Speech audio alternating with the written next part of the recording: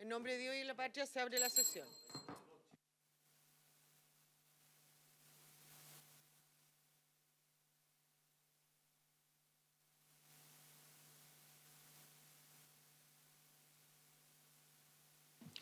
Muy buen día a todos. Saludamos especialmente a los señores senadores, al ministro de Justicia y a todos nuestros invitados. ¿Cuenta, señor secretario? Gracias, presidenta. Sus señorías, muy buenos días. Señores invitados, su ministro, invitadas. Señora presidenta, hemos recibido en esta secretaría una comunicación de la presidenta de la Asociación Nacional de Magistrados y Magistradas del Poder Judicial, la señora María L. Hernández, mediante la cual solicita posponer su asistencia a la sesión que la Comisión destina al estudio del proyecto de ley que modifica el Código Orgánico de Tribunales con el objeto de suprimir disposiciones que autorizan el funcionamiento excepcional de los tribunales de forma remota. Esta sesión está programada para mañana, señora presidenta, y la habíamos invitado al efecto. Y esta solicitud se funda en la idea de contar con más tiempo para preparar adecuadamente su exposición. Dicen que es un tema que en realidad merece mayor estudio. Bien.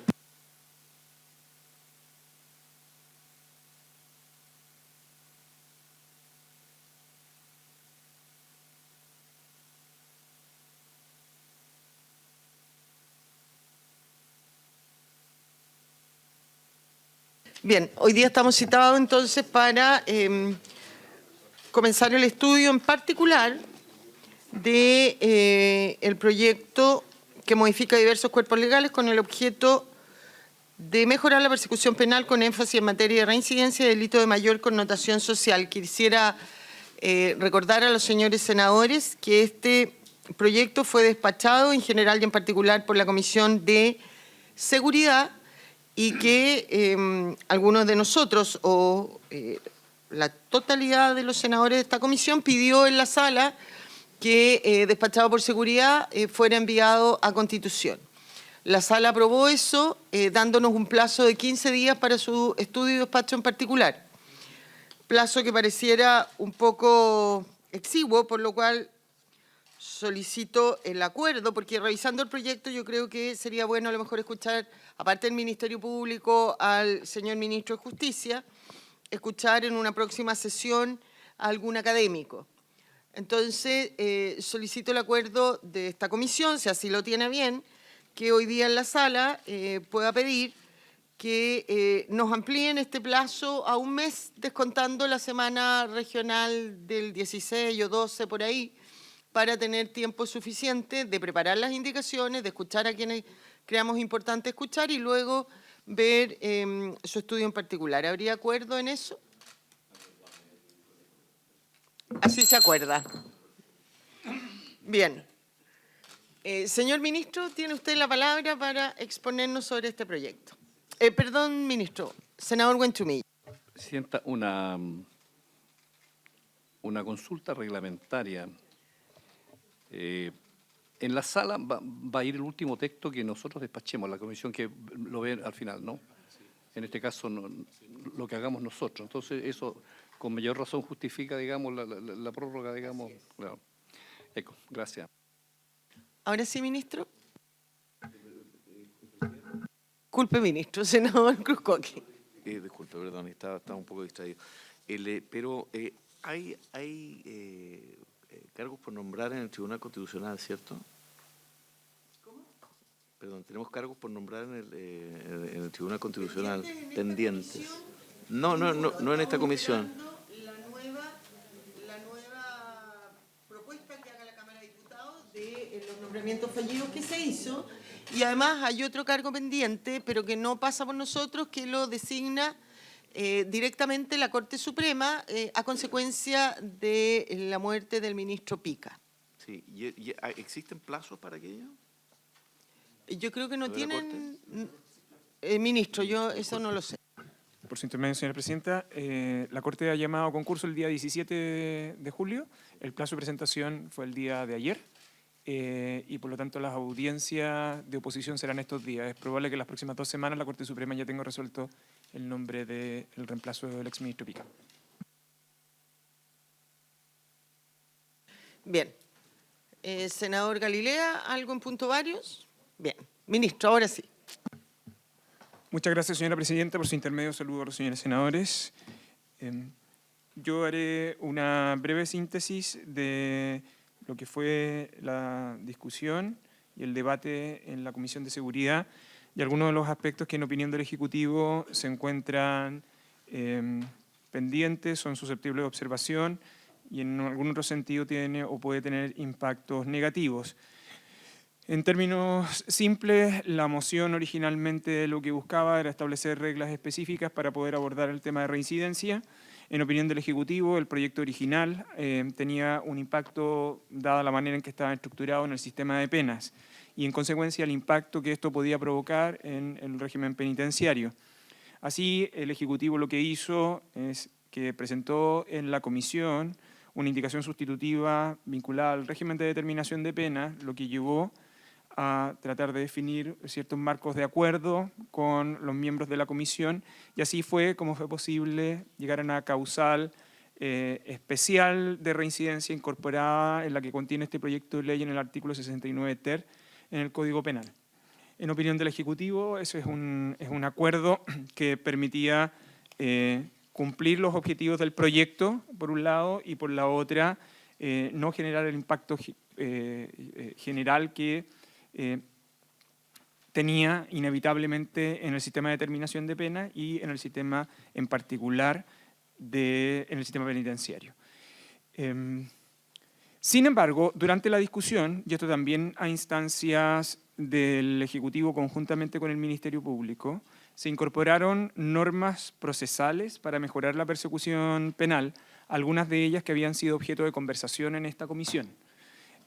Varias de ellas estaban asociadas a entregar atribuciones al Ministerio Público, reconocer algunas de las prácticas en el funcionamiento del mismo, alivianar los mecanismos de presentación de documentos, establecer reglas para flexibilizar el uso del abreviado, entre otras más significativas. Sin embargo, durante la discusión en particular y en concreto de las indicaciones presentadas por un grupo de senadores, algunas de las normas aprobadas en opinión del Ejecutivo rigidizan el funcionamiento de la persecución criminal. En segundo lugar, desincentivan el uso de algunos instrumentos por parte del Ministerio Público, que probablemente el Ministerio Público estará en mejores condiciones de detallarlo que nosotros. Y en segundo, tiene impactos inevitablemente, dadas las restricciones que se le imponen al Ministerio Público, en la carga de trabajo de los jueces de garantía y del mayor número de causas judicializadas, específicamente por las restricciones que durante el debate en la Comisión de Seguridad se impuso las salidas alternativas. En opinión del Ejecutivo, en consecuencia, mientras en algunas de las normas aprobadas en la Comisión se buscaba dar agilidad a el procedimiento penal y específicamente a aumentar las condiciones de eficacia y de eficiencia de la persecución, por la otra se establecían rigideces que en algún sentido producían o provocan un efecto inverso. Finalmente, en esta breve síntesis por parte del Ejecutivo, porque yo creo que lo relevante en nuestra opinión es poder escuchar en esta sesión las intervenciones de las instituciones. Durante el proceso de indicaciones, esto es una de las cosas que más le preocupa al Ejecutivo, se incorporaron indicaciones que modifican la Ley 18.216. Esto es relevante porque el Ejecutivo sostuvo en la Comisión de Seguridad que la moción explícitamente señala en su exposición de motivos que para abordar la reincidencia se había adoptado como decisión no abordar modificaciones de la Ley 18.216.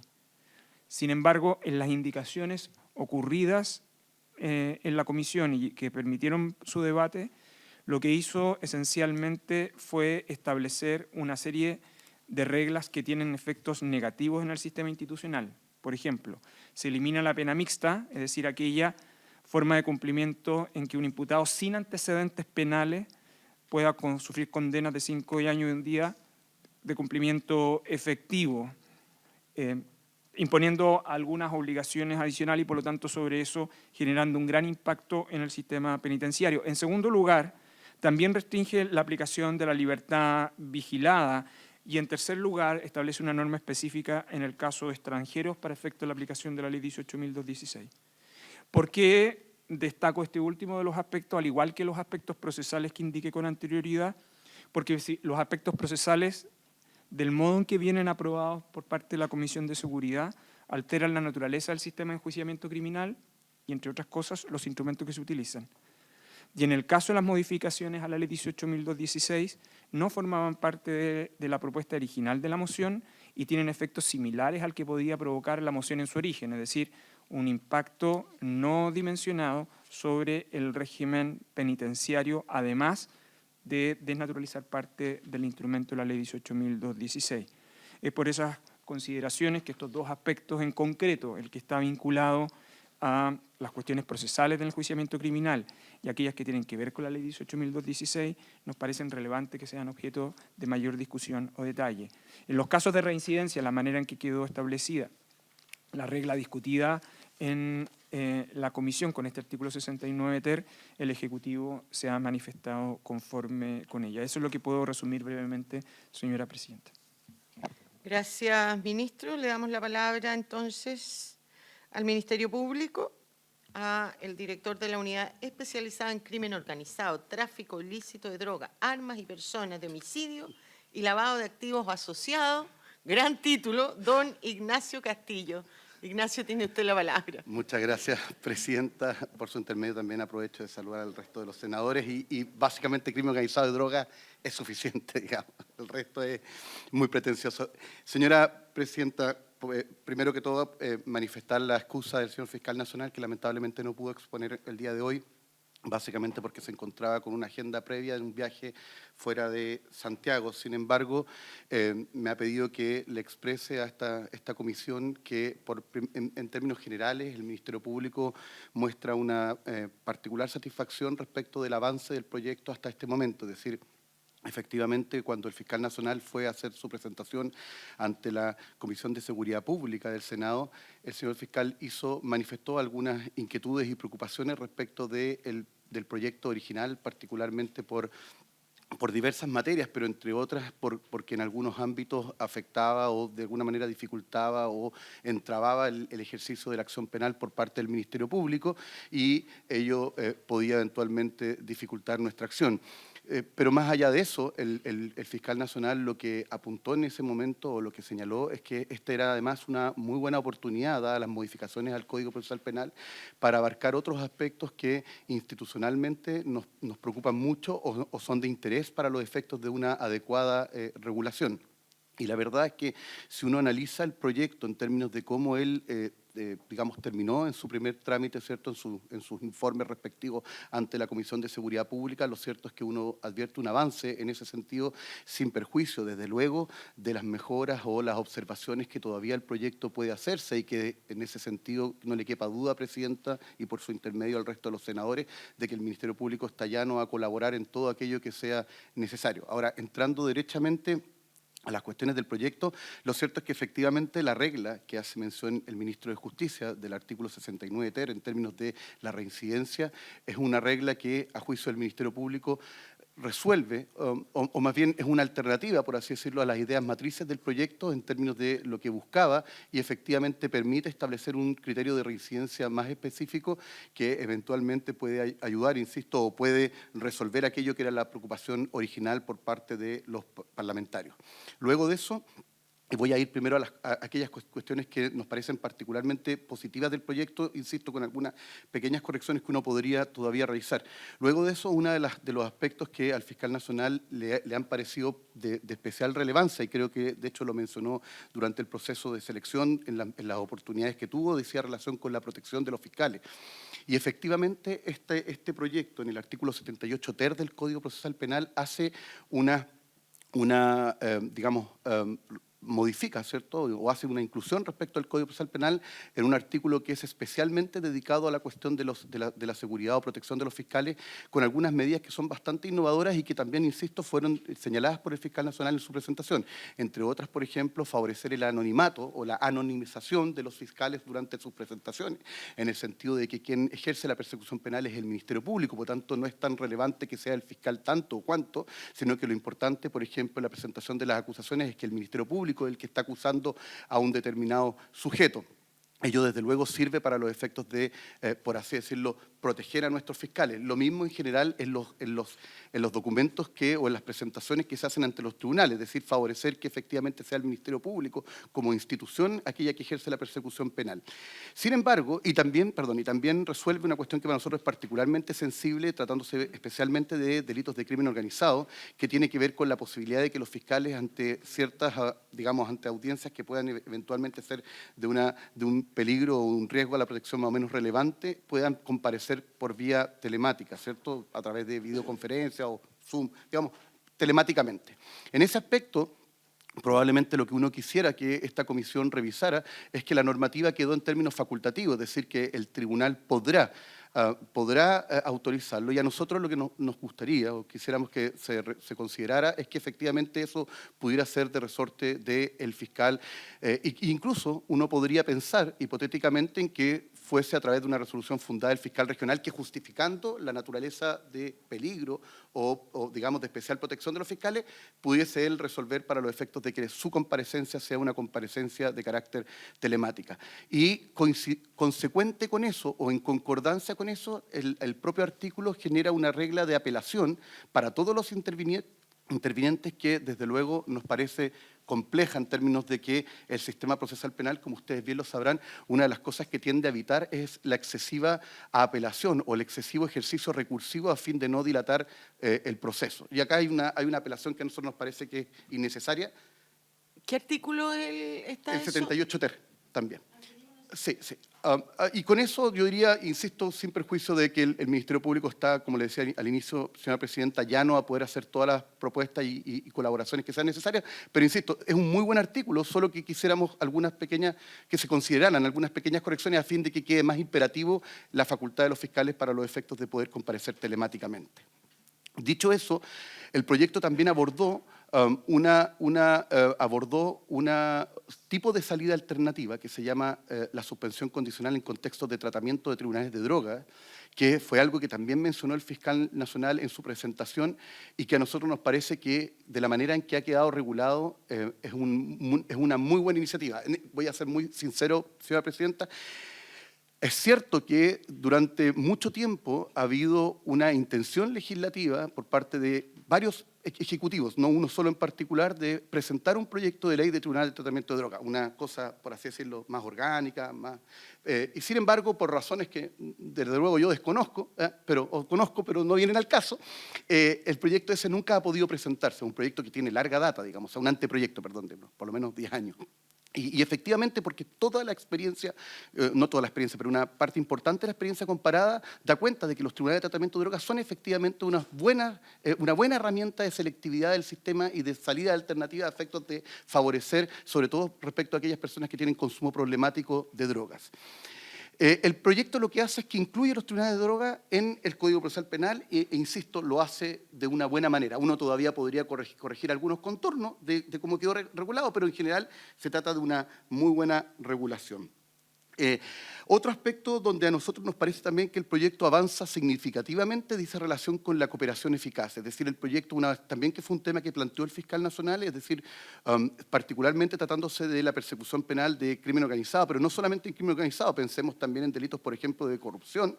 En el derecho comparado, en general, los mecanismos de cooperación, ¿cierto?, son herramientas eficientes para los efectos de que el Ministerio Público pueda, sobre todo en el ámbito de la criminalidad organizada, ir hacia arriba en términos del grupo apical, digamos, de la organización criminal, y por tanto formas de cooperación son siempre bien recibidas y a nosotros nos parece que, insisto, sin perjuicio de algunas modificaciones que uno puede hacer, ahí también hay un avance importante por parte de este proyecto.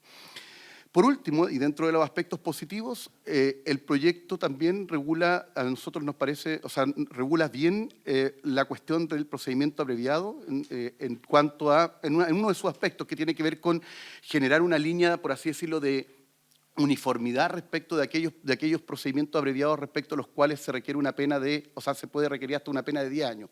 Hoy día ello está exclusivamente establecido básicamente para los delitos contra la propiedad, robo, si usted me permite decirlo así, y de la ley de control de armas, y no hay creemos nosotros, ninguna buena razón para que ello no pueda también hacerse extensivo a otros delitos, por ejemplo, en el contexto de la criminalidad organizada, delitos vinculados con homicidios, sicariatos o alguna, bueno, sicariato probablemente por la pena no, pero digamos en general los delitos que suelen estar asociados a la criminalidad organizada, y en realidad no hay ninguna razón para que el Código Procesal Penal no tenga una uniformidad si es que el legislador ya entendió que, o ya decidió que 10 años es un plazo, por así decirlo, un límite temporal razonable para el procedimiento abreviado. En ese contexto nosotros también estamos absolutamente de acuerdo con eso. Uno podría todavía querer que creciera, que aumentara un poquito más, digamos, que llegara, no sé, a los 15 años, pero entendemos que esa uniformidad es desde ya un piso razonablemente bueno.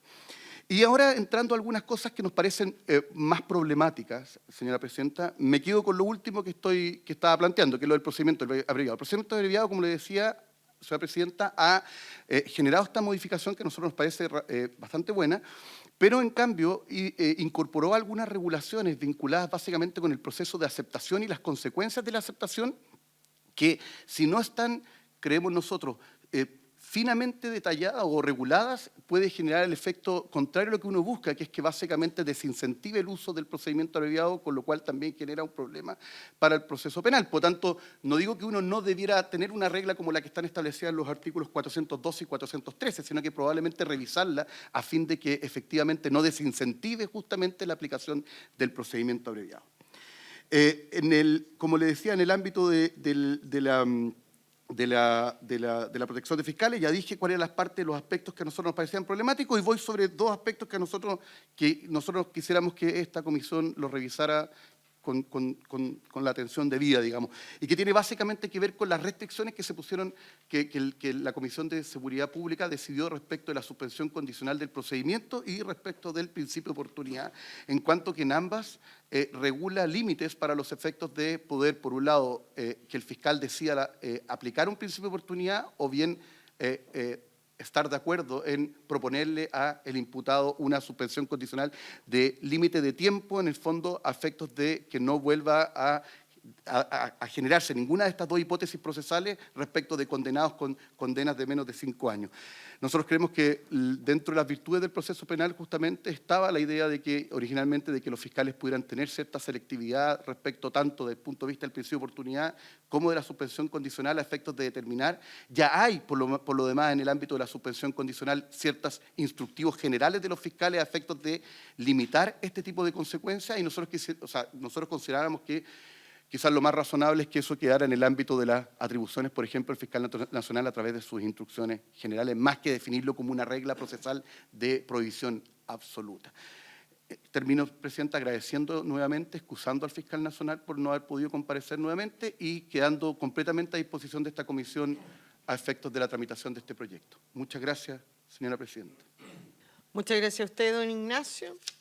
Le damos la palabra a la Defensoría Penal Pública, a su defensor nacional, señor Carlos Mora. Bienvenido. Saludo a la comisión acá presente, al honorable senador y senadora. Bueno, nosotros como institución nos parece efectivamente que se ha morigerado bastante el proyecto y estamos de acuerdo en muchas de sus modificaciones. Estamos totalmente de acuerdo con lo señalado por el ministro de Justicia con respecto a las normas de determinación de pena, que antes se modificaba del 65 al artículo 69 y ahora queda solamente el artículo 69 ter, por lo cual no nos vamos a referir a aquello. También desde lo positivo del proyecto, desde el punto de vista del Código Procesal Penal, existen modificaciones muy valiosas, entre ellas incorporar la dinámica del tratamiento de tribunal de tratamiento de droga, la exigencia de un procurador común a los querellantes, el reconocimiento expreso a la facultad del juez de garantía de proponer convenciones probatorias, la incorporación de la figura de la cooperación eficaz o aquella referida al tratamiento de testigo hostil que dice relación con la forma de interrogación. Pero también tenemos ciertas preocupaciones con respecto al proyecto que puede incidir en las formas de nuestro sistema de enjuiciamiento penal. Y aquí nos vamos a referir a algunas normas en particular, señora presidenta. Uno de los problemas que vemos acá con respecto a la nueva regulación del Estatuto de Prisión Preventiva, específicamente nuevas causales especiales de peligro de fuga, eso está en el artículo 141 bis, y ahí nos podemos dar cuenta que agrega causales de prisión preventiva. Usted, bueno, en este honorable Senado, sabrán que se ha modificado varias veces ya el Estatuto de la Prisión Preventiva con mayores causales, y en ese sentido creemos que ya no es necesario seguir agregando causales, y en este caso no solamente agrega ciertas causales, sino que se transgrede el principio de bilateralidad de la audiencia y el de inmediación, porque además no solamente se agrega las causales, sino que se le obliga al juez a decretar de oficio la prisión preventiva, sin debate anterior. Y es peor todavía porque en la hipótesis de la letra A del artículo 141 bis señala, además, como causal, cuando el imputado o acusado comparezcan ante el tribunal detenido por orden judicial, fundada en su incomparecencia a una audiencia debidamente notificada. La mayoría de las órdenes de detención que llegan, señorías, es a través de una orden de detención por incomparecencia, y esto puede pasar por muchos motivos. Primero que nada, la más clásica es porque las notificaciones se dan por cédula y no le llegó el documento a la persona notificada. Segundo, por error en la notificación. Tercero, por error en la numeración de la calle. Cuarto, por traslado de domicilios. Entonces comprenderá que una persona que llega por orden de detención, por incomparecencia, como muchas veces pasa, que está en el aeropuerto, llega por orden de detención por incomparecencia, va a quedar de oficio privada de libertad, sin ni siquiera poder dar las excusas o las explicaciones a aquello, lo cual tendrá un tremendo impacto en nuestro sistema penitenciario, que ya es de todos conocido. Por eso nosotros tenemos ahí una observación con respecto a aquello.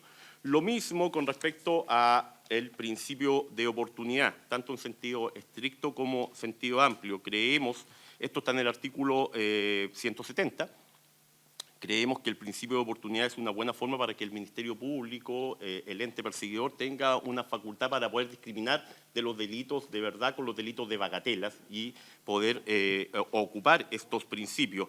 Acá se le restringe en el sentido de que si existe una salida alternativa anterior con suspensión condicional o un acuerdo reparatorio y también una condena previa, ahí probablemente el Ministerio Público no la va a aplicar, pero no puede no aplicarse por lo anterior, dado que no es una reincidencia propiamente tal, porque no tiene condena anterior, por lo cual nosotros no estamos de acuerdo con limitar esa posibilidad al Ministerio Público.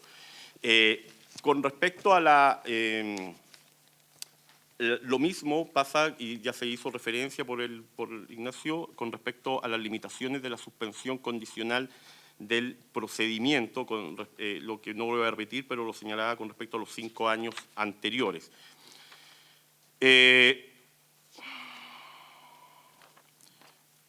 Respecto a la incorporación de documentos en juicio oral, está en el artículo 333 del Código Procesal Penal. Nosotros entendemos cuál es la idea de esta modificación, que dice relación sobre todo con los delitos económicos, para la incorporación de documentos y que no se haga esto eterno. Sin perjuicio de aquello, nosotros creemos que es necesario que se regule por lo menos la incorporación o la lectura de forma parcial, para que el tribunal tenga claro qué es lo que va a valorar. Hoy día, conversábamos, de hecho hay una discusión académica y entre las instituciones de qué es lo que valora en definitiva el tribunal, la lectura propiamente tal o el documento completo incorporado. Nosotros podemos tener discusiones con respecto a aquello, pero lo bueno sería aclarar aquello, y dicho eso, aclarando eso, creo que no es prudente simplemente entregar el documento al tribunal para que se valore sin hacer una lectura, porque los documentos, sobre todo en juicios económicos, son demasiados. Lo estamos viendo, por ejemplo, en el caso Soquimich, que ya lleva un año en juicio y va a continuar por lo menos 1 o 2 años más. Respecto a la regulación de la sentencia, al artículo 385, que dice relación con la sentencia de reemplazo, nosotros... Disculpe, defensor. Senador Galilea. Una pregunta, Sí, defensor. sí. En el tema de los documentos. Sí. La evaluación es clara de que no tiene ningún sentido estar días y días de acuerdo. leyendo documentos. Pero la solución que usted propone me parece que finalmente nos deja en una tierra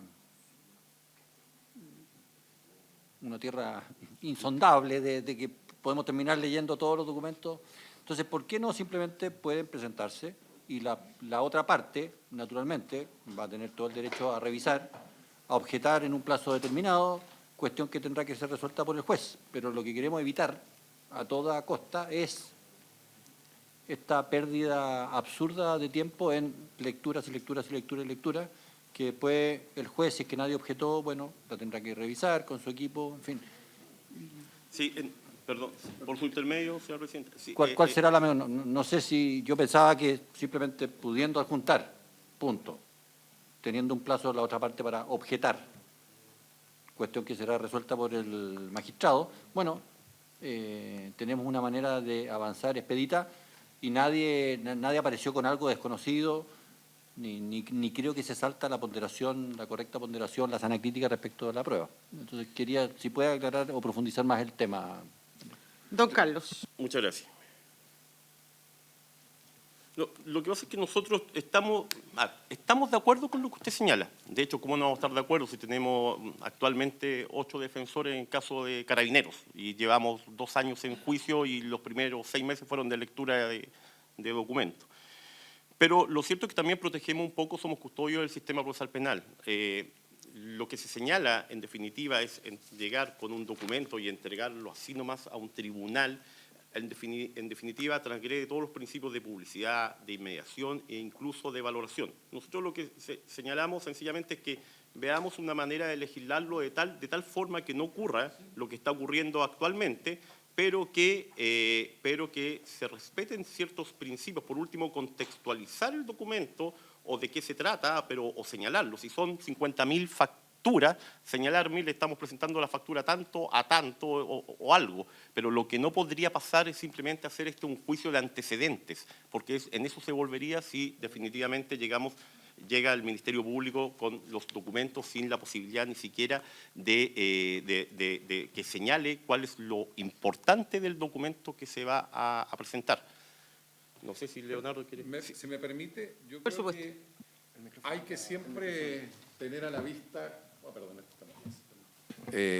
hay que tener a la vista que hay soluciones prácticas, pero no tenemos que olvidar el sistema en el que estamos inmersos. El sistema en el que estamos inmersos es un sistema de juicios orales. Y una de las razones de la oralidad es la publicidad. La posibilidad de que cualquiera pueda ver esa audiencia, cualquiera pueda ingresar. Y eso significa, y probablemente se olvida eso en esta regla, que eso permite el control ciudadano. El control del ciudadano de la calle, el control de los ciudadanos de los medios de comunicación. Y eso significa en otros países el control, y perdón que lo diga así de claro, el control de la corrupción. Es decir, lo que no queremos es que todos veamos, y permítanme la metáfora un poco bruta, pero que todos veamos en la audiencia un chancho, ¿verdad? Y que el tribunal termine fallando una vaca. Y que eso además ocurra con una información que nadie vio, porque nadie supo de esa información, porque es un conocimiento privado que adquiere el juez cuando él, en su oficina, fuera del juicio oral, adquiere el conocimiento expreso del documento. Entonces, está bien, hay un problema práctico, particularmente con los delitos económicos, pero esto podría significar al revés, invertir la regla que hoy día existe, que dice que la lectura es íntegra, ¿cierto?, salvo que haya acuerdo en una lectura parcial. Lo que uno debería decir, tomando en consideración las facultades de dirección y disciplina que tiene un tribunal, que la lectura es parcial y que si se quiere hacer una lectura íntegra, al contrario, quien la solicita debe justificarla. Y eso va a habilitar que en la mayoría de los casos siempre la lectura va a ser parcial. Pero les insisto, aquí están mirando ustedes solo un aspecto que tiene que ver con la extensión de los juicios, pero no se están haciendo cargo de los valores que están detrás de ese juicio, como son la publicidad, la transparencia y el control ciudadano. Hoy día en Chile tenemos un sistema que funciona, digamos, sin espacios de corrupción, pero eso no es una garantía de que en el futuro ello no ocurra. Y estos son problemas que se han dado en otros países a propósito precisamente de incorporación de información que básicamente al final nadie conoce. La conoce el juez cuando dicta la sentencia. Muchas gracias. Sobre este mismo tema me pidió la palabra Ignacio y luego el senador Durresti.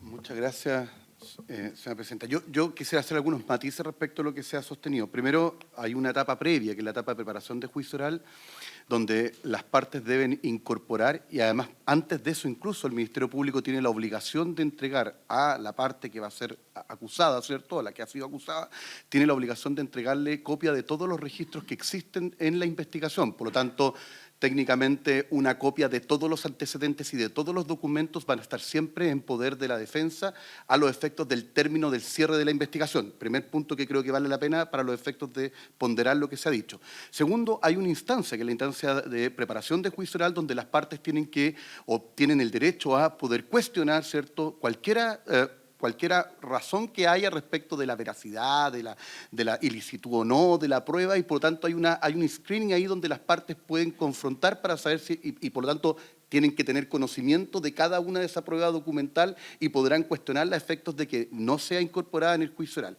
Ese como segundo punto. Y como tercero, que es lo que a nosotros nos parece particularmente relevante, es que resulta ser completamente innecesario que durante el desarrollo de un juicio oral los intervinientes y particularmente el sistema procesal penal destine horas de horas de horas a una lectura completa de documentos que creo yo, no ganan ni en publicidad ni en transparencia en la sola lectura de los mismos. Insisto en el hecho de que la publicidad de ambos ya de alguna manera está asegurada respecto de los intervinientes. Pero a mí lo que me parece que estos son el tipo de normas que uno todavía podría mejorar un poquito más. Lo que uno debería decir es que inequívocamente el tribunal deberá valorar esa prueba que ha sido incorporada a través de su incorporación, ¿cierto? Que en el fondo el legislador debiera decirle al tribunal que toda esa prueba documental ha de ser valorada como prueba que efectivamente ha sido presentada en el juicio, a efectos de excluir cualquier discusión dogmática que pueda haber respecto de si es que solo es prueba aquella que ha sido presentada en el juicio y oralmente entre los intervinientes. Bastaría una regla, porque además creo que también es importante no olvidarlo, la regla que aprobó la Comisión de Seguridad Pública habla de documentos en los cuales no ha habido controversia respecto de su idoneidad y veracidad. Controversia que entendemos ha de darse en sede que puede ser o en la sede de su propia presentación ante el juicio, como ante la audiencia de preparación de juicio oral. Por lo tanto, en nuestra opinión, eso de alguna manera está bien cubierto. Insisto, sin perjuicio que uno podría todavía modificar un poquito la norma para que quede claro el valor probatorio de los mismos. El resto a nosotros nos parece que ayuda a darle celeridad a juicios orales que han sido extremadamente, y que hemos visto que la práctica ha sido extremadamente largos. Ese es el sentido de la norma. Gracias, don Ignacio. Senador Durresti. Presidenta, creo que Ignacio aclara bastante las dudas. Yo no comparto lo que dice don Leonardo Moreno por su intermedio, estos temas de publicidad y transparencia que sean resguardados por esta situación. Esa lectura, esa letanía de lectura, permítame, con mucho respeto, creo que no avance en publicidad y transparencia.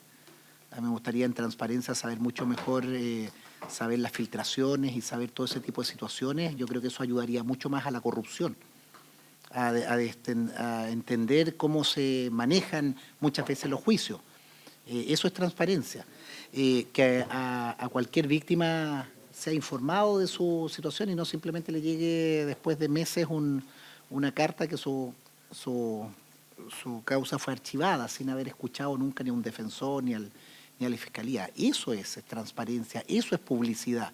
¿Quién ve las audiencias? ¿Quién ve las audiencias donde no hay personajes famosos o alguien interesado a la prensa? Nadie. Entonces, yo creo que nosotros tenemos que avanzar en eficacia, que en definitiva los plazos, yo creo que es algo que está atentando enormemente en función de los logros, de los objetivos, que creo que en buena hora en nuestro país se consensuó en sede parlamentaria, en sede de gobierno, en los propios actores, el crear un nuevo sistema, superar el sistema antiguo y crear una institucionalidad con el Ministerio Público, la Defensoría y tener un sistema que ha funcionado. Creo que ahí hay un tremendo valor de la sociedad chilena, académicos, actores, jueces, fiscales, defensores. Pero yo creo que la transparencia, situarla en la letanía de lectura, no va en ese camino. Yo en eso comparto que existan instancias en las cuales previamente tú tengas asegurada a los intervinientes la posibilidad de objetar, de confrontar la documentación, pero no situarnos en algo que claramente hoy día beneficia a quienes quieren dilatar los juicios, a quienes quieren hacerlos eternos, quieren cansar, quieren agotar, quieren... la información que nos llega de muchos juicios en que es tanto el transcurso de tiempo, es tal la farragosa acompañamiento de antecedentes que fallecen, trasladan, se pierde la continuidad y el sentido de oportunidad. Lo que dijimos, transparencia, pero también oportunidad, celeridad, creo que nos está aportando eso. Por eso no quería dejar pasar esta situación, que en publicidad y transparencia no se afecta, creo yo, y por eso no estoy de acuerdo con lo que dice don Leonardo Moreno con este tipo de situación. Más bien me quedo con lo que señala Ignacio, de poder asegurar la legítima contradicción, la objeción, el conocimiento, no el sorprendernos, no el acompañar documentos para sorprender o ganar un punto, sino el poder tener la legítima discusión, la controversia legítima de las partes, pero no estas letanías que, insisto, no avanzan ni en publicidad ni en transparencia. Gracias, senador. Don Carlos, estaba en la sentencia de reemplazo en el artículo 385. Perdón, muchas gracias, señor presidente. Continúo. Seguimos con el artículo 385 que dice en relación con la sentencia de reemplazo, que actualmente solamente está por 3 causales y que dice en relación con la posibilidad que la defensa presente un recurso de nulidad solicitando no la nulidad del juicio, sino que solamente la de la pena por estas causales. Lo que señala el proyecto, la posibilidad ahora que todos los intervinientes tengan la posibilidad de presentar este recurso de nulidad, lo cual nosotros lo vemos bien complejo porque lo que solicitaría ahora querellantes y Ministerio Público, la modificación de la pena, solicitando, por ejemplo, aumentar la pena sin juicio previo, sin actividad probatoria. Entonces ahí sí vemos nosotros una transgresión a varios principios. Hoy día esto está regulado en el artículo 360 del Código Procesal Penal, que es la reformatio impeius, pero siempre a favor del imputado. No puede haber una especie de reformatio impeius a favor, digamos, del ente persecutor o del querellante, porque el ente persecutor o el querellante tienen que presentar la prueba para lograr valorar el aumento de la pena. Continuando con otra norma que para nosotros es bien compleja, es la remisión que hace el artículo 412 al procedimiento simplificado. Va a ser bien claro, actualmente el ámbito de aplicación del procedimiento simplificado es de presidio menor en su grado mínimo, 61 días a 540 días, pero en la pena en concreto. Lo que se modifica acá, que pasa a ser la pena en abstracto. O sea, los fiscales normalmente con la defensa hacen un juego de atenuantes para lograr llegar a eso y tener esta salida, este procedimiento especial, distinto a lo ordinario, que es bastante más rápido, que normalmente se termina el mismo día. Y cómo funciona aquello, simplemente se le pregunta, se presenta el requerimiento verbal o escrito, se le pregunta si reconoce responsabilidad, si acepta responsabilidad, hay una condena. Acá la remisión que nos señala.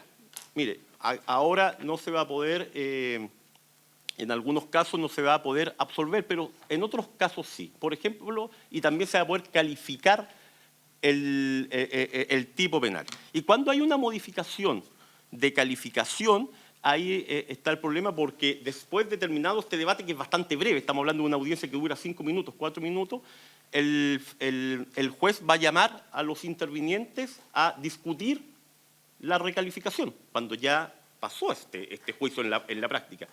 Pero no solo eso, sino que va a invitar a los intervinientes a suspender la audiencia para que se pongan de acuerdo con esta nueva recalificación. El problema es, ¿qué pasa si no se ponen de acuerdo? No tiene una salida, no tiene una solución, a diferencia del procedimiento ordinario que sí continúa como procedimiento ordinario. Acá no, porque presentado requerimiento está cerrada la investigación y la ley solamente lo remite con los 2 incisos anteriores, que no le da la solución al procedimiento simplificado para su continuidad. Y ahí podemos tener un problema técnico legislativo. Puede haber sido un poco compleja mi explicación, pero en la minuta va a estar mejor señalado para que ustedes lo lean y si tienen alguna duda también llano a presentarme nuevamente a la comisión. Con respecto ya, para ir finalizando, la ley 18.216, aquí estamos sumamente de acuerdo con lo señalado por el ministro de Justicia. Lo cierto es que vemos aquí temas que van a complejizar mucho el sistema, sobre todo penitenciario. Se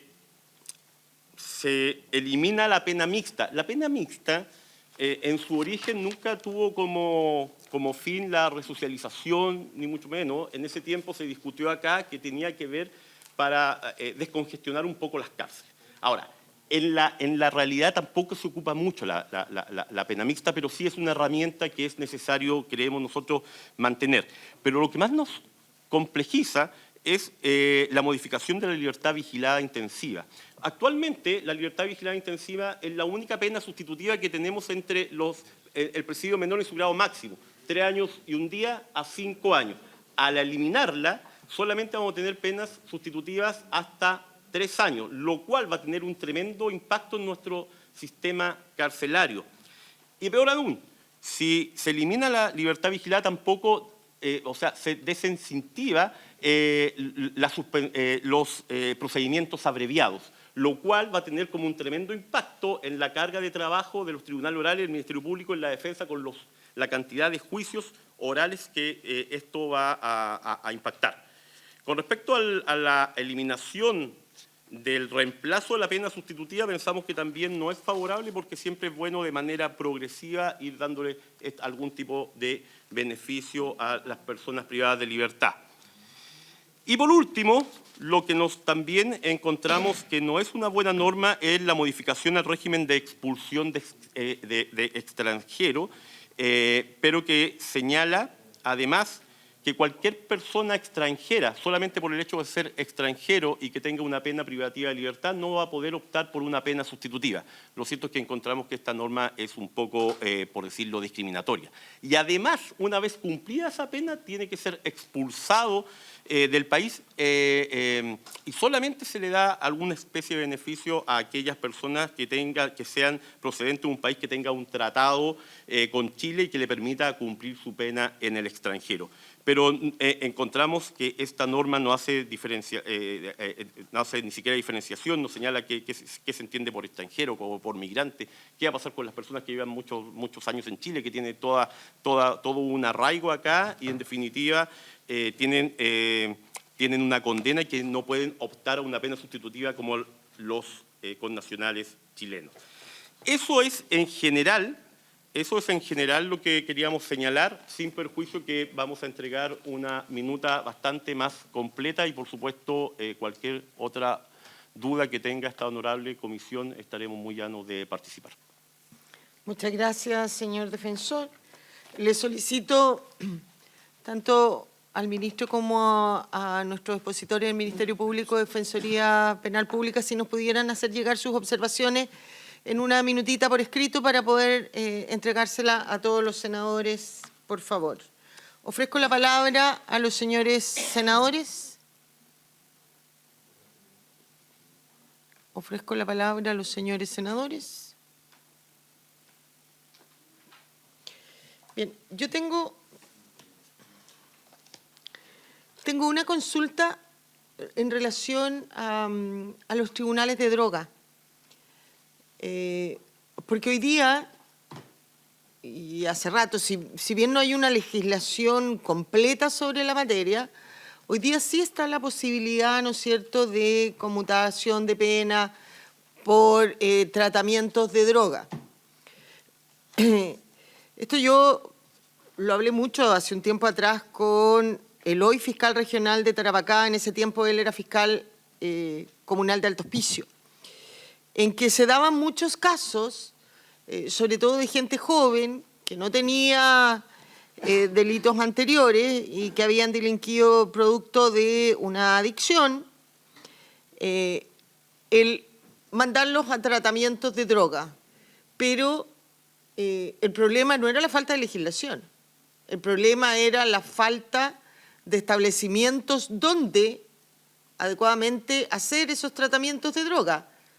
El Estado, en ese entonces y hoy, sigue sin tener, porque si el Estado entrega esta posibilidad, también debiera, ¿no es cierto?, entregar los servicios necesarios para que pudiera utilizarse, es decir, tener al menos un establecimiento de rehabilitación de drogas para hombres y para mujeres en todas las regiones del país. La mayoría de las regiones tiene, pero rehabilitación para hombres, no tiene para mujeres. Entonces,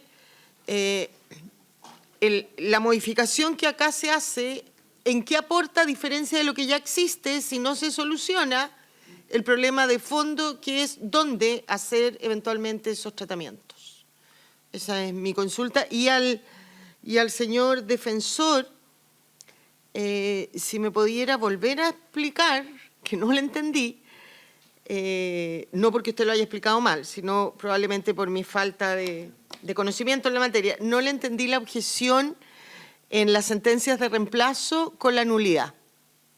Y también le pido al Ministerio Público que me expliquen esa parte de los dos.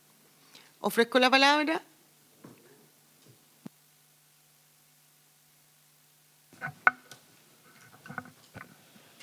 Señor presidente, por su intermedio, yo responderé la primera pregunta, me parece.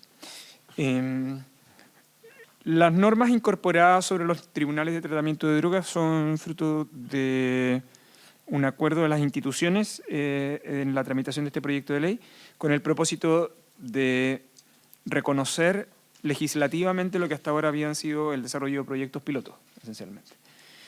Durante la discusión en la comisión, además, se hicieron precisiones desde el punto de vista técnico vinculados a las adicciones en concreto y, por lo tanto, en opinión del Ejecutivo, el reconocimiento legal permitiría ampliar precisamente la cobertura y dejar que sea o esté funcionando estrictamente bajo la fragilidad de un sistema piloto. Eso es lo primero.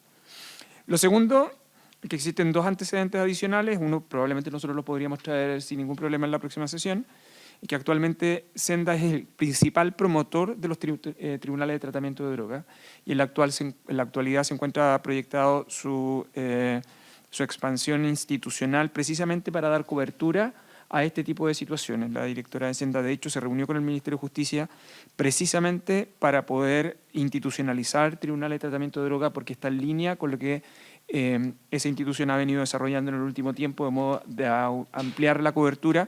Los datos de la amplitud de la cobertura los podemos traer con detalle en la próxima sesión para que usted, presidente, y el resto de los senadores la puedan tener con detalle. Y lo tercero, solo precisar que respecto de los menores de 23 años, las adicciones están cubiertas como patología GES, por lo tanto ocupa la red pública con ese fin. Eso nada más, señor presidente. Querido ministro, con todo el cariño, esa red pública tampoco existe. O sea, vaya al psiquiátrico del hospital de Iquique y muchas de las coberturas o de lo que se ofrece son tratamientos diurnos, es decir, el chiquillo va en la mañana, pero en la noche lo sueltan. Un chiquillo con una adicción tiene que estar internado, eso no lo digo yo, lo han dicho todos los expertos. Entonces, de verdad que yo creo que falta, yo soy una fiel promotora de los tribunales de droga, pero sin un lugar adecuado para esa adicción, finalmente hacerle peor, sobre todo a la gente joven. Ofrezco la palabra, no sé qué, Ignacio y después el defensor. Sobre la segunda pregunta, Presidenta, si fuese sobre la segunda pregunta, le sugeriría que, o le pediría si primero puede volver a explicarlo el defensor en sus términos y después entonces lo Bien. yo. Don Carlos. Trataré de ser más claro. Es que es un tema complejo, la nulidad en procesal penal. 385. A ver, el estatuto de nulidad de nuestro sistema procesal tiene distintas causales para solicitarla. Causales generales y motivo absoluto. Dentro de las causales generales está el de la letra A, que es una infracción constitucional. Y la causal de la letra B es una infracción en derecho, una errónea aplicación del derecho que haya influido sustancialmente en la parte dispositiva del fallo. Perfecto. Nos vamos a quedar en la causal de la letra B. En la causal de la letra B también se puede pedir la nulidad del juicio oral y de la sentencia. Pero aquí se da la posibilidad a la defensa, por las causales del artículo 385, de solamente pedir la nulidad de la sentencia, dictar una sentencia de reemplazo. Y esas causales son actualmente la condena por un hurto, por un hecho no constitutivo de delito, condena a pesar que el hecho sea constitutivo de delito, existe una hipótesis de extinción de responsabilidad penal, causal de justificación, causal de exculpación, y por último, la que más se utiliza es se imponga una condena mayor a la que en derecho corresponde. Esto que evita realizar un nuevo juicio cuando se dan estas causales. El proyecto señala que se eliminan estas causales, entonces se le da la opción a cualquier interviniente de solicitar la nulidad de esta letra, utilizando la letra B, esta causal general, digamos, de infracción de derecho, al Ministerio Público o al querellante, lo cual convertiría esta causal.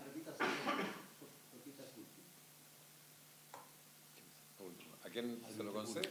Claro, se le daría la opción de presentar, solicitando sentencia de reemplazo, esta nulidad al Ministerio Público y a los querellantes, lo cual convertiría, y nosotros esto es lo que señalamos como un impacto, en la posibilidad que este recurso de nulidad se vuelva una apelación. Y vamos a tener una cantidad de recursos presentados de manera que no sabemos si se puede el sistema hacer cargo de todos estos recursos que se van a presentar. Y por otro lado, nosotros señalamos que que un imputado no puede ser condenado en otra instancia a una pena mayor, porque existen ciertos principios como el derecho a la defensa que se van a ver transgredidos porque no va a haber la opción de una valoración de actividad probatoria en juicio oral. Y por último, señalar que esto sí se hizo cargo el legislador poniendo límites a través de lo que se conoce en doctrina, que es la reformatio impeius, que está en el artículo 360, que pone límites a la actividad del superior jerárquico de los tribunales. Por eso es que nosotros señalamos que no se puede modificar el 385 dándole esta opción a los otros intervinientes. Errónea aplicación del derecho. Errónea aplicación del derecho. Solo errónea aplicación. Solo... No, que continúe como está, señor senador, a través suyo. Esa es la propuesta. Muchas gracias. Gracias, don Carlos. Ignacio. Presidenta, yo invitaría a la comisión yo invitaría a la comisión a abrirse a que, primero, no hay tal cosa como una reformatio impeius que suponga que en ningún caso una decisión de una corte, de una instancia superior, no pueda significar un aumento de pena respecto de la persona enjuiciada y condenada. Desde luego eso no es lo que pasa y nadie discutiría que ahí hay una afectación de la reformatio impeius en el sistema recursivo alemán, donde las cortes tanto de apelaciones como en el fondo el símil de la Corte de Casación puede efectivamente aumentar las penas incluso hacia arriba, cuando lo que no está en debate es básicamente la fijación de los hechos, ¿ya? Lo mismo sucede en sede recursivo en el modelo italiano, donde también las Cortes de Assisi, las Cortes de Apelo y por último también la Corte Suprema también puede, cuando, insisto, lo que no está discutido es el contorno de los hechos, las Cortes pueden levantar, digamos, subir las penas respecto de lo que originalmente impuso el tribunal. Y esto tiene un sentido. Y básicamente tiene como sentido el carácter nomofiláctico que tienen las Cortes respecto del correcto entendimiento de las normas por parte de la ciudadanía. Es decir, y dicho en términos más sencillos, esto tiene que ver básicamente con una cuestión de certeza jurídica. La pregunta que yo invitaría a la Comisión a hacerse es ¿quién está llamado a determinar la correcta subsunción de los hechos en una norma determinada? ¿Los tribunales penales orales lo penal o las Cortes de Apelación y la Corte Suprema? Lo que sucede hoy día es que el tribunal oral puede decir determinado hecho, X hecho, corresponde a un hurto. Voy a poner un ejemplo. Corresponde a un hurto. O corresponde a un homicidio imprudente, para ponerle un ejemplo que sea más interesante. Llega a la Corte Suprema, básicamente ustedes saben que para llegar a la Corte Suprema hay solo dos vías. O bien se llega por una infracción de garantías fundamentales, 13 de 3 letra A, o bien por el 13 de 3 letra B, porque hay distintas opiniones entre las Cortes respecto de la correcta subsunción, es decir, el correcto encuadre del hecho a la norma. ¿Ya? La Corte Suprema puede decir, mire, no hay afectación de garantías fundamentales, pero voy a entrar a ver el 373 letra E. O sea, voy a ver si es que ese hecho se subsume correctamente con un homicidio o con un homicidio imprudente. Y la Corte Suprema puede decir, ¿sabe qué? Estaba mal calificado este hecho, no era un homicidio, era un homicidio, perdón, no era un homicidio imprudente, era un homicidio. O incluso podría ser un homicidio calificado. Y luego, insisto, no hay discusión alguna respecto de los hechos. Los hechos son lo que son. ¿Ah? No hay problema de valoración de la prueba, no hay si se presentaron pruebas o no. Es un problema de subsunción. Y llega la Corte Suprema y dice, ¿sabe qué? Pero como resulta que esto usted lo consideró que era un homicidio imprudente, yo digo que esto es un homicidio simple o un homicidio calificado, yo anulo el juicio y vaya después usted entonces a hacer otro juicio. Hacemos otro juicio. Y resulta que en el juicio el Tribunal Oral 2, que es el mismo tribunal, compuesto por distintos integrantes, dice, ¿no sabe qué? Es un homicidio imprudente. Y en ese caso, entonces, ya no podemos recurrir respecto de eso, en principio. Y por lo tanto, y esta es la pregunta que yo le hago, ¿es razonable un sistema recursivo donde finalmente, en razón a la aplicación correcta del derecho en los hechos, que es un problema de subsunción, no sean las Cortes Superiores las que tengan, por así decirlo, la última palabra? Es razonable que la Corte Suprema diga, ¿sabe qué? Estos hechos corresponden a un homicidio simple y que los tribunales orales digan, no, mire, sea un homicidio imprudente 2 veces y esa decisión valga más que la decisión de la Corte Suprema. Esa es una decisión que recae en ustedes, digamos, recae en esta comisión. En mi opinión, insisto, no es distinto a lo que pasa en el sistema alemán, no es distinto a lo que pasa en el sistema italiano. Si la discusión no es una discusión probatoria, porque ahí entonces tenemos la inmediación probatoria y un montón de otras cosas, ¿cierto? La inmediación, la publicidad, la contradictoriedad y todo. Pero si el problema es que ese encuadre normativo es un encuadre normativo que puede subsumirse en este hecho o en este hecho, en mi opinión la última palabra debería tenerla la Corte Suprema. Y eso es lo que hace esta modificación. Desde luego, Corte Suprema o Corte de Apelaciones, depende de cuál sea el sistema recursivo que uno haga. Y en ese contexto, a nosotros nos parece, y en esto, digamos, también transmito lo que me ha dicho el fiscal nacional, a nosotros nos parece una buena corrección de un sistema recursivo que tiene problemas hoy día, porque básicamente las Cortes pueden decir este hecho correctamente comprendido en términos dogmáticos es un homicidio, y los tribunales pueden decir que es un homicidio imprudente.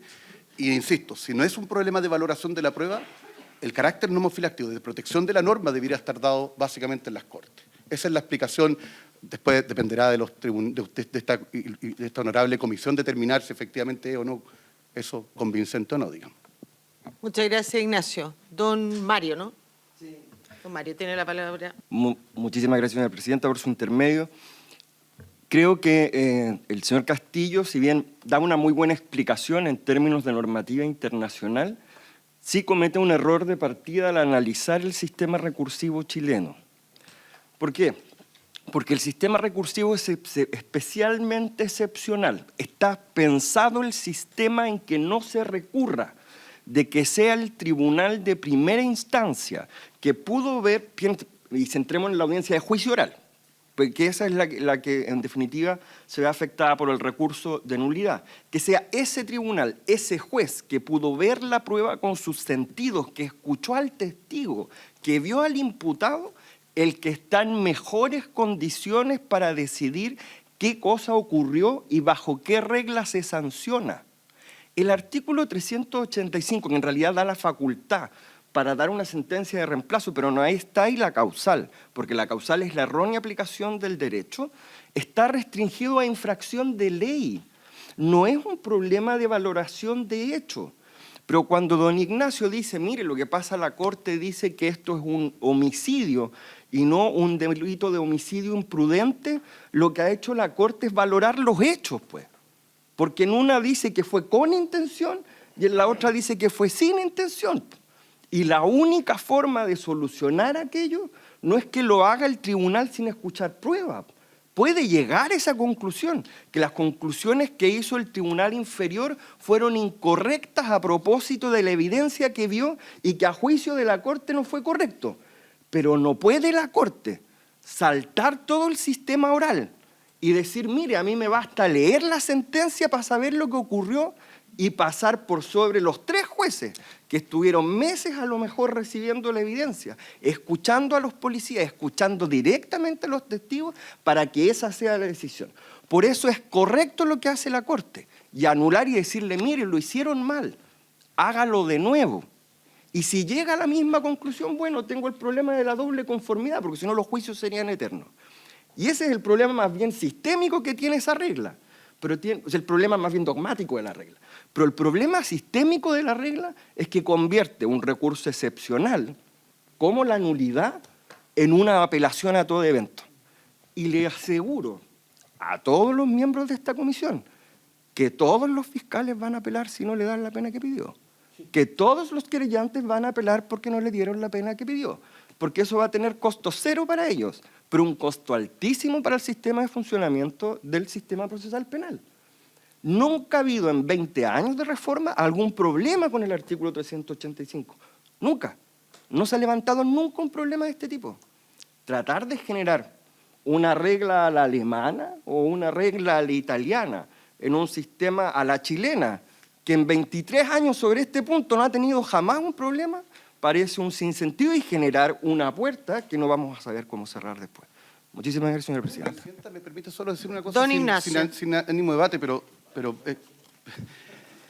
sin ánimo de debate, pero lo cierto es que hay varias cosas que a mí me parece que son relevantes y no voy a entrar en si es que uno se equivoca o no se equivoca, que no me parece que es lo que uno debiera hacer en una instancia como esta.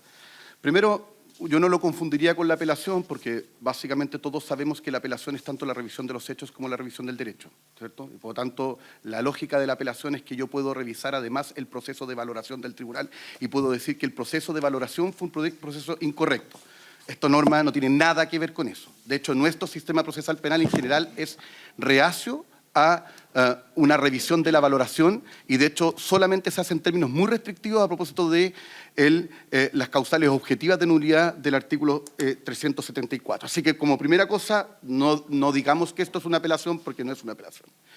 Segunda cosa, esto es facultativo por parte de la Corte y a mí me parece que eso es razonable en términos, insisto, de protección de la norma y de certeza jurídica y de seguridad. Es decir, que nuestro sistema judicial, independiente de de las dificultades que pueda tener o no, debiéramos estar todos de acuerdo en algo.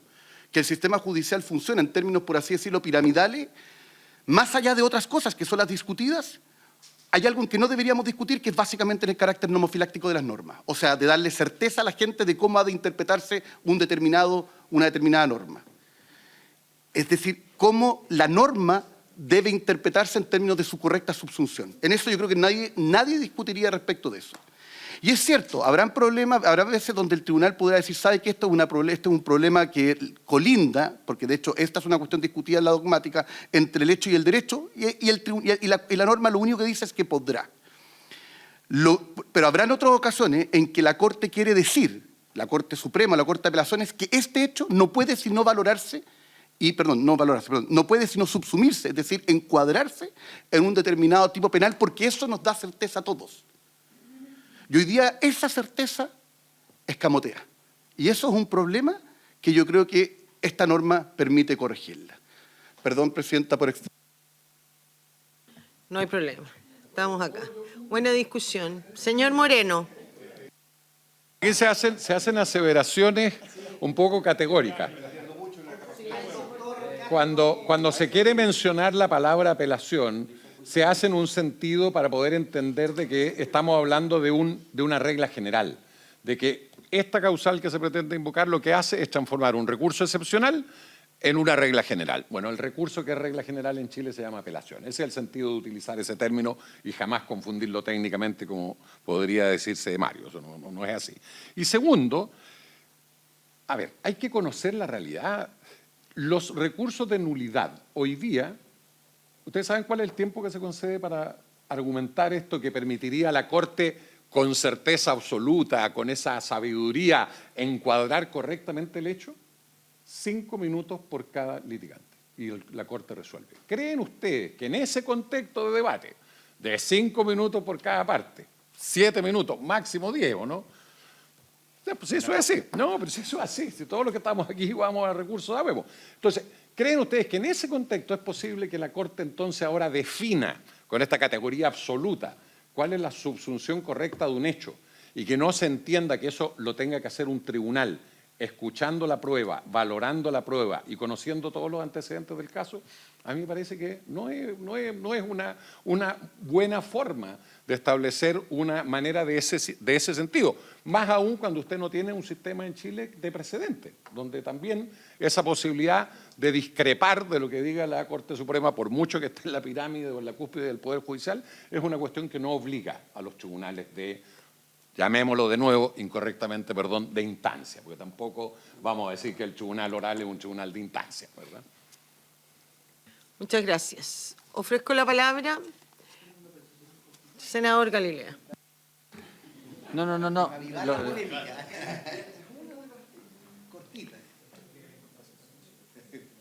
No, es que a propósito de las intervenciones, este intercambio de opiniones empezó por el lado de si la Corte, excepcionalmente a través de un recurso de nulidad, podía llegar eventualmente a subir penas, que hoy día no es permitido.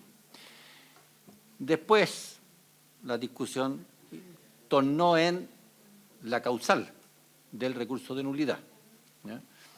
Que yo tiendo a estar de acuerdo, la formulación del 373B empieza a parecerse demasiado a una causal de recurso de apelación, derechamente, que es el recurso ordinario.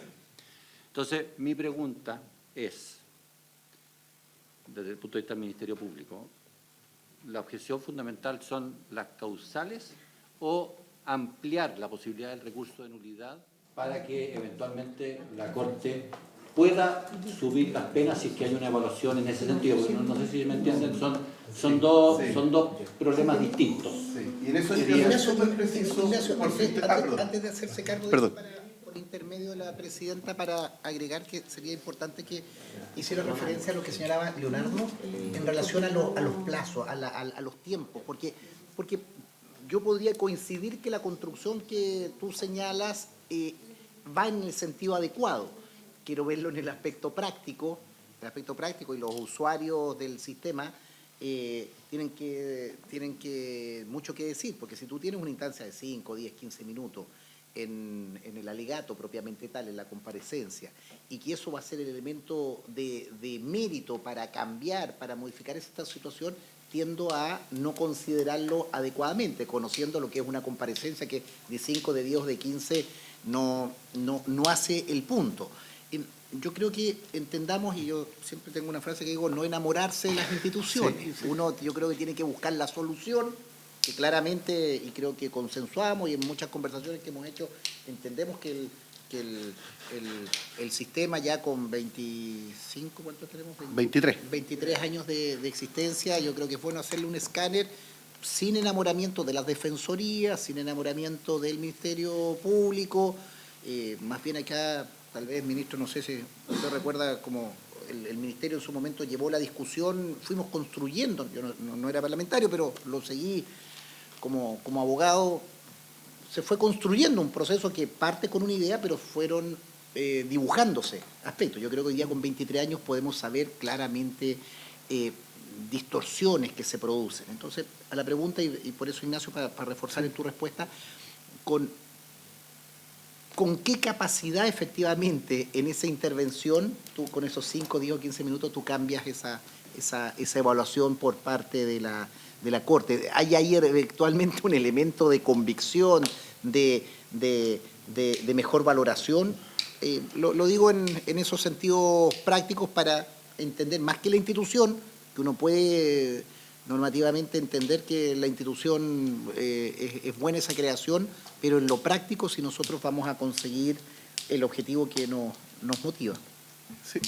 Por su intermedio, presidenta, voy a ser muy breve para tratar de no enamorarme de la institución. Lo primero, respecto de lo que plantea, lo que pregunta el senador Galilea, Sí, no hay discusión respecto de las otras causales. O sea, la causal del 13 de 3 letra A, cuando hay una infracción de garantías fundamentales, debe necesariamente conllevar a la realización de un nuevo juicio. Cualquiera de las causales por así decirlo, de las causales objetivas de nulidad, que son las del artículo 374, también deben conllevar a la realización de un nuevo juicio y sobre eso no hay debate. El debate se centra exclusivamente en la causal del artículo 373, letra B, y sus consecuencias prácticas. La consecuencia de hoy día, dicho en términos bien sencillos, es que si el tribunal considera que hubo una errónea aplicación del derecho, si las Cortes entienden que hubo una errónea aplicación del derecho, pero esa errónea aplicación del derecho favorece al imputado, es decir, no lo debieron haber condenado, lo dieron haber condenado a una pena más baja u otra, entonces pueden dictar una sentencia de reemplazo donde lo absuelvan. Por tanto, el argumento de los 5 minutos es más o menos igual, digamos. Porque si en 5 minutos pueden absolver, ¿por qué en 5 minutos no podrían subir la pena? Pero dejémoslo ahí por el momento. Pero entonces el argumento del tiempo es variable, pero hoy día la Corte puede decir, ¿sabe qué? Estos hechos no son constitutivos de delito porque son atípicos. Por lo tanto, y eso va a ser solamente con la lectura de los hechos que el tribunal oral va a haber fijado en la sentencia. Ese es el cuento, o sea, esa es la cuestión. ¿Ya? Y por lo tanto, la Corte puede decir, ¿sabe qué? Lo voy a absolver porque no debió haber sido condenado del tal.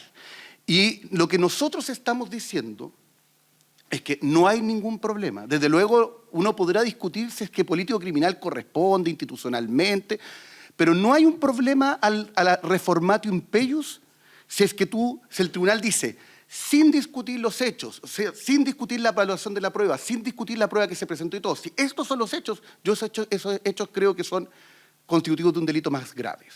¿Ya? Y por tanto es solo esa causal, la causal de 373 letra B, que yo insisto, yo no la confundiría con una apelación porque sabemos que la apelación es una revisión de los hechos y el derecho y esta es una cuestión exclusivamente de subsunción normativa. Dicho eso, y pasando entonces por su intermedio, Presidenta, a lo que dice el senador Durresti, desde luego uno quisiera que eventualmente también la práctica judicial en una modificación como esta implicara una mayor rigurosidad y análisis respecto de cuál es el contexto fáctico que el tribunal da como establecido para los efectos de la correcta subsunción. Y en eso yo puedo estar de acuerdo, probablemente, pero insisto, es un problema de cómo nuestros recursos están funcionando y más bien cuál es la capacidad que tienen las Cortes para poder usar el recurso, o sea, para los efectos de que a través del recurso puedan corregir defectos dentro del proceso, que en general es bastante acotado, es bastante limitado. Y efectivamente, y eso lleva a que, por ejemplo, se pongan tiempos muy escasos para los efectos de las vistas de las causas, en algunos casos. Pero lo mismo lo decía yo recién, señor, por su intermedio, Presidenta, senador, uno puede, en 5 minutos podrían absolverlo porque en 5 minutos no pueden aumentar la pena, es el mismo argumento. Acá el problema que pasa, y de hecho hay varios casos emblemáticos que han sido así, en que a un sujeto lo condenan a un homicidio simple, por ejemplo. Yo tuve un caso de eso, lo condenaron a un homicidio simple. La causal de nulidad de esa época del Ministerio Público fue, esto es un homicidio calificado, no es un homicidio simple.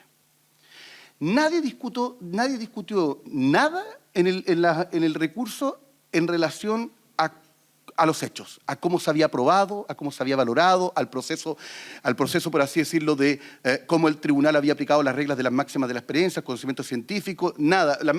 La sana crítica nadie la cuestionó. Solo cuestionó en esa época el Ministerio Público de que el encuadre de esos hechos correspondía a un homicidio calificado.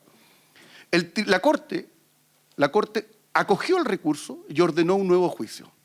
Nuevo juicio en que se presentaron más o menos los mismos testigos, se discutió la misma prueba y el tribunal terminó condenando por homicidio calificado.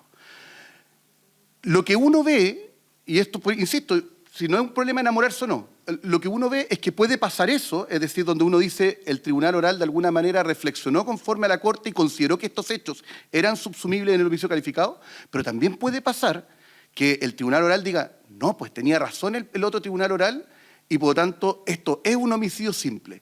Y a mí, y este es el tema, ¿sí? A mí lo que me parece es que en un Estado de Derecho las Cortes, al menos en cuanto a la configuración y a la subsunción de los hechos en la norma, las Cortes debieran tener la última palabra. Y termino solamente con una pequeña reflexión. En la discusión de la reforma procesal penal, que también seguimos con atención, aunque en esa época éramos estudiantes, efectivamente existió en algún momento un recurso extraordinario, que era muy similar a la casación. Si al final esto es un problema de casación. Había un recurso extraordinario. Y finalmente se decidió suprimir el recurso extraordinario y formar este único recurso de nulidad, básicamente porque lo que se quería era fomentar la gracia del proceso que tiene que ver con su oralidad, con su bilateralidad, con su contradictoriedad, con la confrontación y todo. Está bien, yo no digo que eso, pero creo que después de 23 años uno puede reflexionar sobre si es que efectivamente acaso el legislador no debió haber considerado, como consideran otros países, un sistema de casación o similar, recurso extraordinario le llamaban esa oportunidad, en que las Cortes puedan tener, insisto, un carácter de decisor de la correcta interpretación de la norma. Ese es el sentido. De hecho, esto fue una indicación, ni siquiera fue, esto fue una indicación de los parlamentarios, ni siquiera es nuestra, digamos. Así que eso, Presidenta. Esta entiendo, no lo tengo así tan... ¿Me permite, señor presidente? Tiene 2 minutos exactos antes que termine la comisión. Necesito 30 segundos. Don Carlos. Solamente, señora presidenta, para señalar... Sí. Solamente para señalar que aquí efectivamente nosotros decimos que aquí hay varias transgresiones, pero simplemente para leer el artículo 1 del Código Procesal Penal. Juicio previo y única persecución. Ninguna persona podrá ser condenada o penada ni sometida a una de las medidas de seguridad establecidas en este Código, sino en virtud de una sentencia fundada, dictada por un tribunal imparcial. Toda persona tiene derecho a un juicio previo, oral y público, desarrollado en conformidad con las normas de este cuerpo legal. La pregunta pareciera ser, ¿es razonable aumentarle la pena a una persona que fue sometida a un juicio por simplemente escuchando a los intervinientes en 5, 10 o 15 minutos en el tribunal? Pareciera ser que hay una transgresión, porque no se repite un juicio en la instancia de un tribunal superior. Nada más. De difícil discusión. Ministro, menos de 1 minuto. Todo lo que usted necesita. No. Solo para insistir en algo que nosotros dijimos al inicio. Estas no son simples modificaciones al tema de reincidencia. Estamos Ignacio finalmente terminó por confirmar el problema central. En esta norma está en juego el diseño de recursos. No estoy diciendo que sea, cada uno de nosotros podrá tener la opinión, pero no es simplemente un ajuste adjetivo.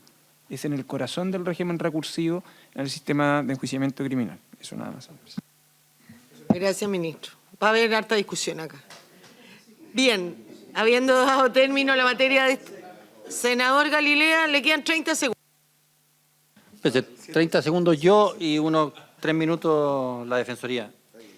Respecto al artículo 34, la regla especial aplicable a extranjeros, ustedes manifestaron una objeción. Esto es más como de política pública, pero quería entender si ustedes tenían además objeciones en cuanto a procedimiento, porque los cambios, para intentar resumirlo, es que la norma actual de